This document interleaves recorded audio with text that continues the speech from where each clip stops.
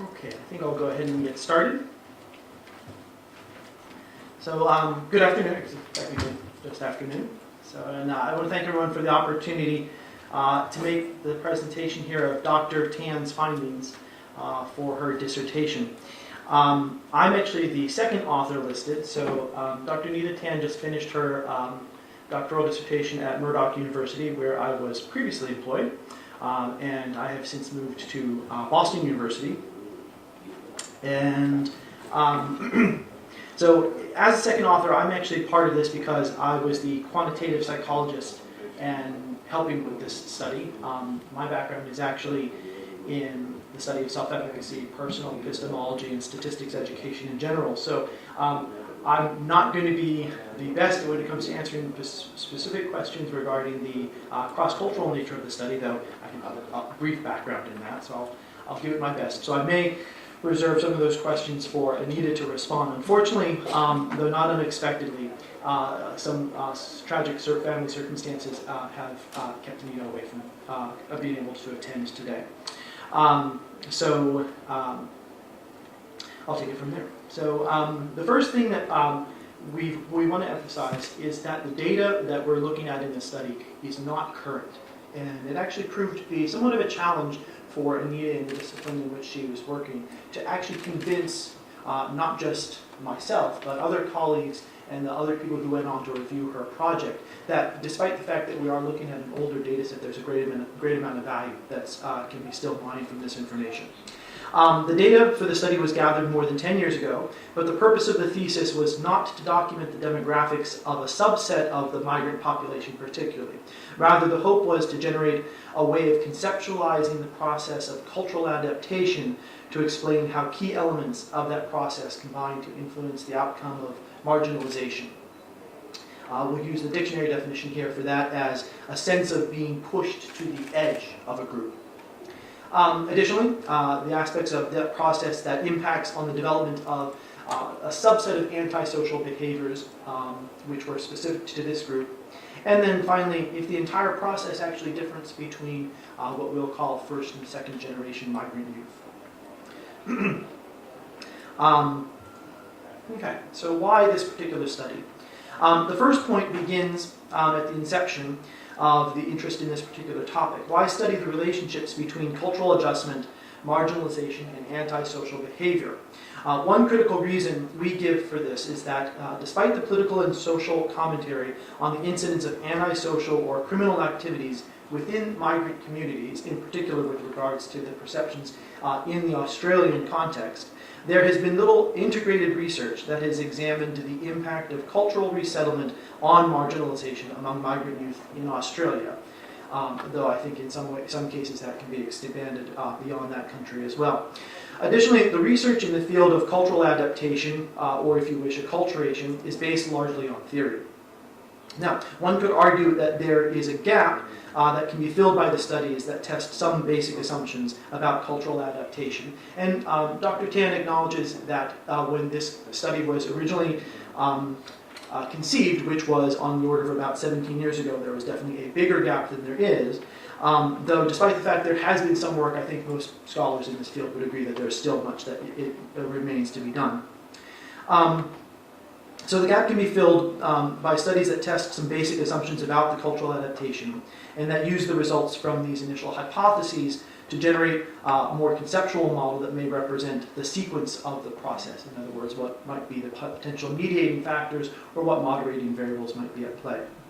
Lastly, there's a lack of research that compares how a model of cultural adjustment may be different from first-generation migrants. That is understood in this particular study to be young people who were born in countries in Southeast Asia and had come to live as minors permanently in Australia, as opposed to second-generation migrants, which are defined as young people who were born to parents who had migrated.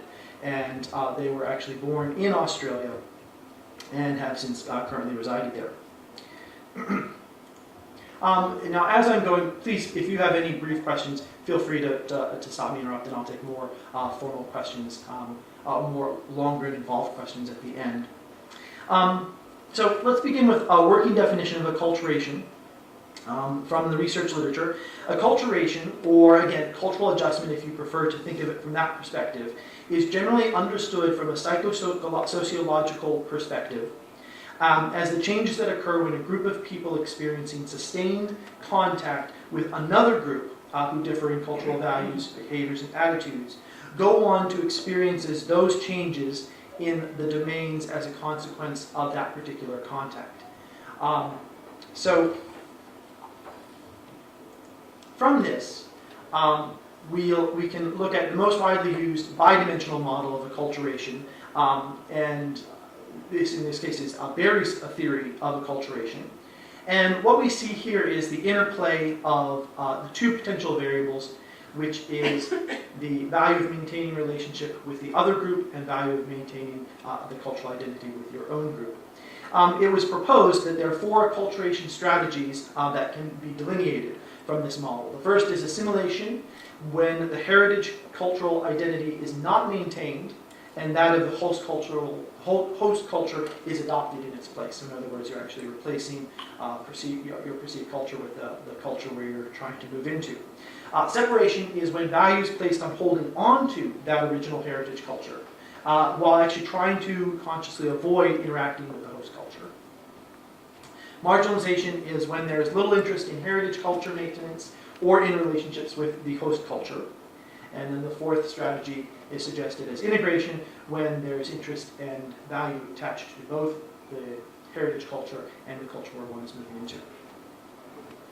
From this, the model has been extended. Studies have built on the acculturation model to introduce the notion of the acculturation gap distress, in which youths become more acculturated than their parents in the host culture. In an extension to his original theory, Berry's acculturation gap distress model deals with the issue of generational tensions or differences in acculturation by adopting a base assumption that children display higher integration to host cultures than their parents. This theoretical model categorizes the levels of acculturation, be they high or low, from parent and child cohorts in each acculturation strategy, and that's why we see a 16 cell grid here. And for each of the particular acculturation strategies for both the host and the native cultures, and then matches them to each group. Okay, so this slide sets out those main theoretical distinctions, which we're not going to elaborate here for a number of reasons, because the model we're pursuing essentially is going to suggest that there might be a flaw with this perspective. All right, so let's talk briefly about some of the criticisms that have been directed toward Berry's model. The first that I have listed here is the suggestion that an examination of Berry's model using confirmatory latent analysis has indicated that this idea of marginalization as a strategy simply did not emerge as one of the clusters when they did their analysis. So this suggests that the validity of the construct is probably called into question when seeing marginalization as a strategy. And the suggestion is kind of obvious. It's a bit unclear how migrants can develop a cultural identity without drawing on either the heritage or the host culture or the receiving culture. So there's a bit of confusion from that. The second point is that there's actually been some conflicting findings with regards to the theory. So an examination, a meta-analysis of 23 studies focusing on acculturation gap distress indicated that a greater number did not support the primary assumption of the model. In other words, a host cultural gap between parent and child, with the child being more acculturated to the host culture, is related to youth maladjustment. In fact, the finding essentially suggests the exact opposite, that when there's a gap, it actually seems to support, when the children identify more with the culture, it actually seems to provide more supports to the family than not, and you actually see less maladjustment. Now, the last point that's raised here is actually it's italicized because it's not a criticism per se, but it's still an issue. Despite Berry's description of the 4 possible combinations, Tesler's review, particular review listed here, of studies in the field indicate that most of them have focused specifically on one of these combinations. This is where the host culture gap is higher, where the child is more acculturated to the host culture than the parent. So simply put, as the model currently stands, the other acculturation gap models haven't actually been explored, so there's some empirical data that's missing. Again, not a criticism per se, but definitely a question that needs further exploration. So, from Berry's theory of acculturation as written, as well as other key studies in the field, a number of key variables can be extracted from the literature. These variables include the idea of self-esteem. It is largely accepted in the literature that a global sense of self-esteem is a core aspect of a positive self-concept or a positive identity, and that this positive correlation extends to any type of group identity, or in particular an ethnic identity that an individual might be associated with. However, several generations of literature in the field that began with the assumption that ethnic minority groups were passive recipients of the prejudice or the stigma, the negative aspects, discovered rather counterintuitive empirical findings. So, in other words, ethnic group membership was not systematically related to low personal self-esteem. In fact, in many cases, it's found to be the exact opposite. This has been a phenomenon labeled as the puzzle of high self-esteem. Subsequent studies have also debated the independence of personal self-esteem from ethnic self-esteem or ethnic identity, and reached the conclusion that they possibly may be orthogonal constructs and should be examined separately. So, with regards to ethnic identity, there is recognition in the literature that conceptually this could be seen as pride in one's ethnic membership or a sense of belonging, and is, while separate from self-esteem, is most likely positively associated, particularly for adolescents.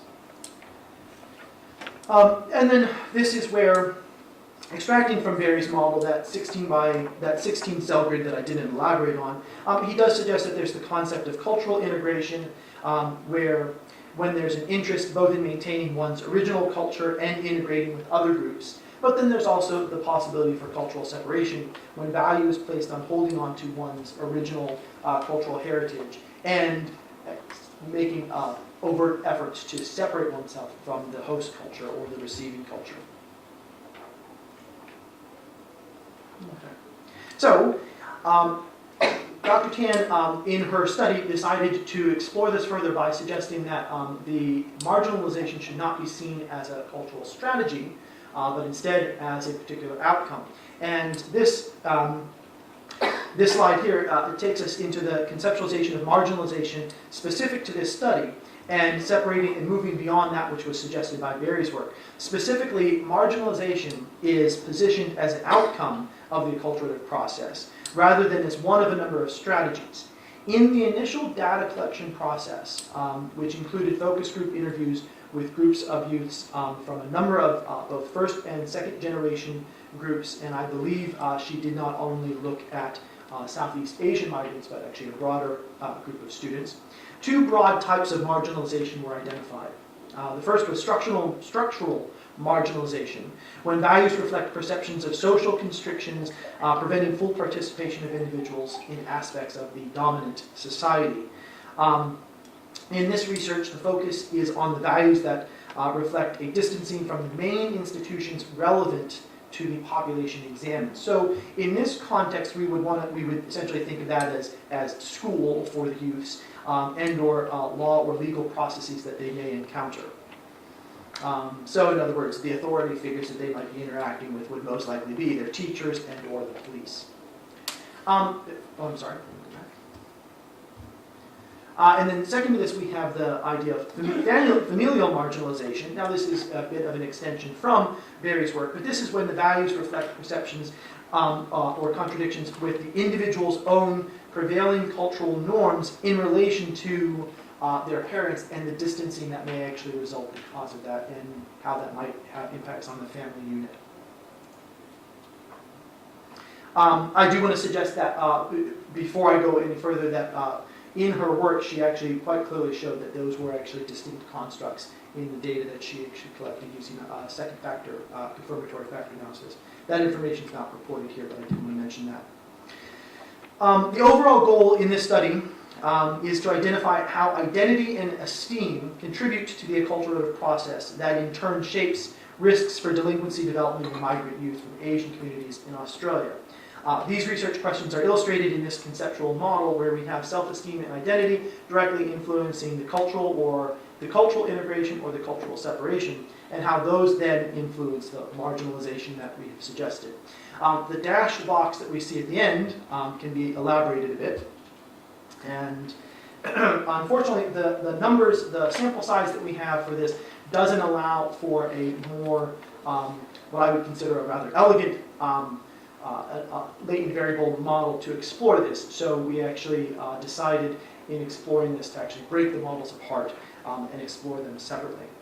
All right, so the first part of this, we'll look at the structural models that we see suggested here in the relationships that lead up to the forms of marginalization, and then separately we will then examine how all of these variables as potential independent variables influence the delinquent behaviors that we're studying. Okay. So very briefly, I'll go through the data collection process. Of course, more information of this is available in the dissertation in the forthcoming journal article, hopefully. Local government areas, LGAs, guided the data sampling process. So essentially a stratified clustering analysis. A stratified analysis was used where the attempt was to cluster into the schools. Students from high schools identified in the boundary, the geographical areas were recruited for participation in the study. At least one school from each of the targeted LGAs participated, with a total of 11 schools and 9 local governments or LGAs. Data collection was performed over 6 months in 2002, which actually was a bit of a distance from when the study was first conceived. And a total of 226 first-generation youth and 104 second-generation youth agreed to participate. Of these, we have 118 male from the 226 and 49 male from the 104, so roughly about 50%. Okay, so briefly the measures used, which are building on the variables that were observed previously. Self-esteem, the Rosenberg Self-Esteem Scale is acknowledged to be one of the first instruments to measure self-esteem as both a separate and a global construct. Since its development, has been widely used across a variety of settings as a reliable measure of global self-esteem. And participants responded to 10 items of these. So an example would be, I take a positive attitude toward myself. Okay. Ethnic identity, this 10-item measure is derived directly from Rosenthal and colleagues. I'm sorry, I believe I have a typo up there, sorry about that. Work on ethnic identity. Due to the substantive difference in age demographics of subjects for this study, the majority of first and second generation subjects were between 12 to 15 years for this particular study, but the original validation for the Rosenthal's work was actually on a group of students with an average age of 16. But nonetheless, it was decided that a condensed ethnic identity scale employing the major indicators would be appropriate. So for example, this included questions regarding to concepts such as ethnic pride. I feel proud being a member of my ethnic group. For a reverse-coded item, I feel ashamed to be Vietnamese, Thai, etc. And those terms were directed were specifically directed to the people taking the surveys. Ethnic values was another scale. I try to keep most of my ethnic values. Ethnic language use, I feel ashamed speaking in my native or ethnic language. Participation in ethnic practices, I participate in the cultural practices. Of these questions, 4 required reverse coding. All were rated on the 5-point Likert scale. Marginalization. The items populating this construct focus on a perception of exclusion from family, with particular reference to the parent-child relationship, exclusion from school, and relationships with authority structures in the community. In the focus groups, discussions concerning the association between cultural adaptation and delinquency development. Feedback indicated that a sense of dislocation in relationships with the police, for example, mistrust, difficulties in communication, perceived discrimination, was a salient factor in the experience of many Asian Australian migrant youth. Consequently, item measures for this construct comprise questions in the areas of intrafamilial conflict, such as my parents do not give me enough freedom to do what I want, different parental expectations, my parents expect me to be something I don't want to be, school attachment and teacher-student relationships, I feel that most of my teachers don't like me and pick on me in class, Relationships with the police. The police in Western Australia do not understand people from different cultural backgrounds. Friendship and peer engagement. I find it difficult to make friends in Australia because I do not look Aussie. Again, most of these were all of these were rated on the Likert scale. And then next we have delinquent behavior. This construct I'll spend a little more time elaborating because it was analyzed differently. It comprised items that measured the frequency of engagement in a range of delinquent activities over a 12-month period. The delinquent acts described range from minor to major legal misdemeanors. In the same vein, the measure also included misbehaviors that constituted a breaking of rules, not necessarily breaking of the law. For example, being sent out of the classroom or school for a timeout, suspension, or expulsion. Respondents were asked to indicate how often they had participated in these acts over the preceding 12-month period, with the response categories ranging from never to very often.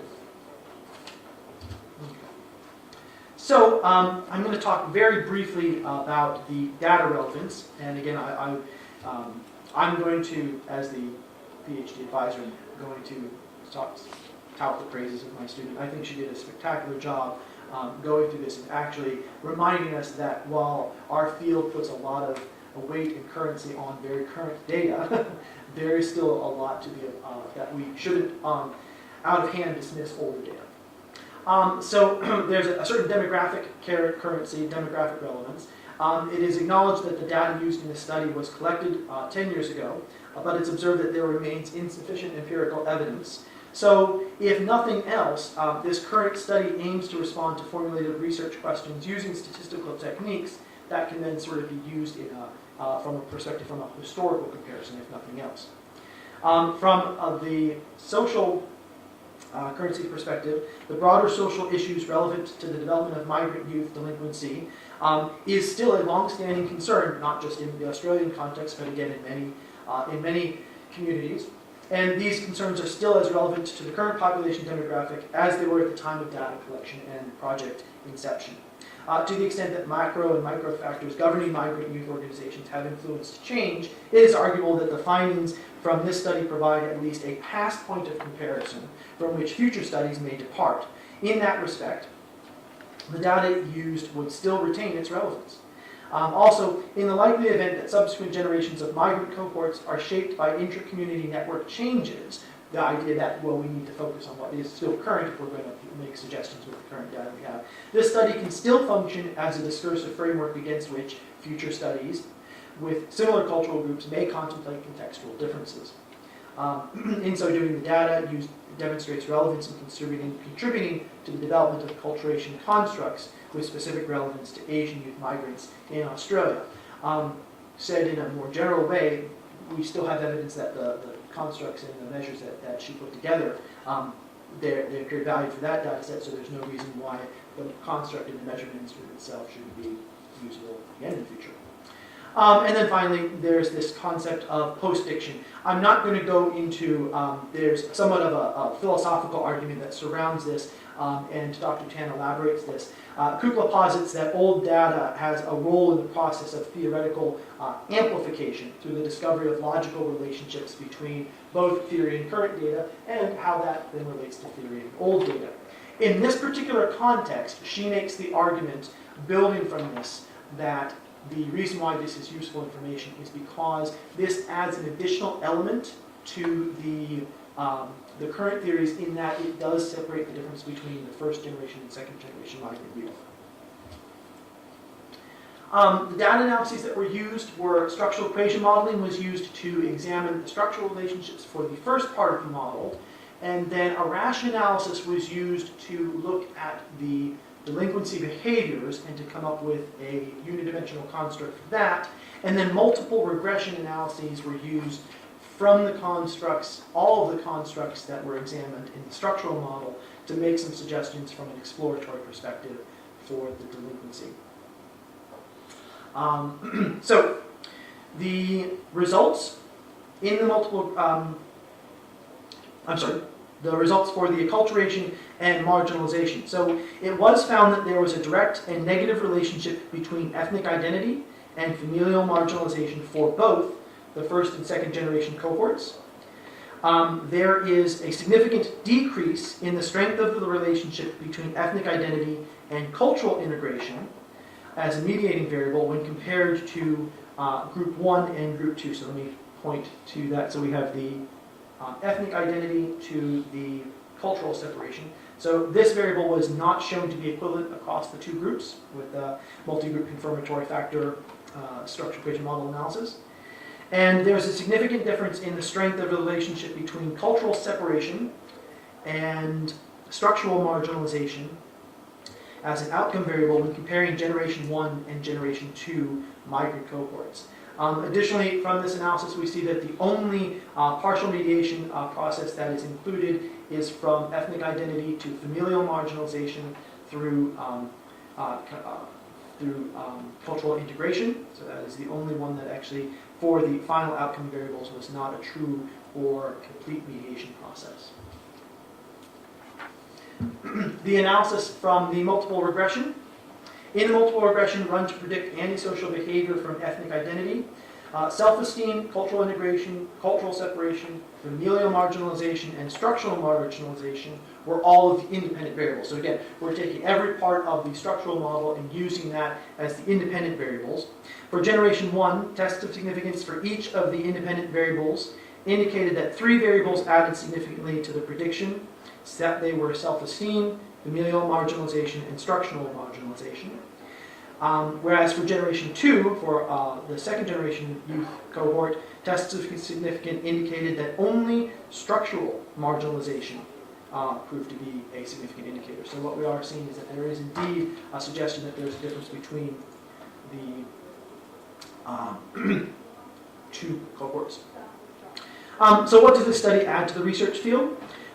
We would propose that this study adds the following to the topic of acculturation amongst migrants in cross-cultural research. We have a way of conceptualizing and measuring acculturation strategies of integration and separation. It repositions marginalization as an acculturative outcome rather than as a strategy. The empirical evidence that acculturation strategies do mediate the relationship between ethnic and self-esteem and marginalization. There's empirical evidence that acculturative strategies and outcomes significantly impact the prediction of antisocial behavior, and empirical evidence that generational differences exist in those particular relationships and in the various processes that are taking place. Finally, the study limitations and possibilities for research. I will elaborate on these in full, but again, there were issues with sample size that we were concerned with. The sample size is actually, initially we were a bit concerned with even with the structural equation modeling, but again, to Dr. Tan's merit, the theory matched the data wonderfully. So we were actually quite pleased that despite the fact that we were looking at smaller sample sizes, simply put, she got the p-values, she got insignificant p-values, and if you know your structural equation modeling, you know that's what you want from the get-go, and pretty much that's what she found. That worked well, taking the next step to try to integrate the latent variable analyses with the structural, with the factor analysis, with the RASH model, or what would be the categorical variable analyses, that everything fell apart. So that's why the choice to separate those two into the SEM versus the regression was chosen. So that was one of the issues. There were a number of other issues that were associated with, for example, familial situations were unexplored, and some of the subpopulations that we wanted to explore further in the analysis were not doable because of the smaller sample size. And then there were just, of course, there were general study design issues with regards to the fact that this was a longitudinal study, but it was essentially still a cohort study. And I think I will actually stop there and take any questions and do my best to give answers to those questions.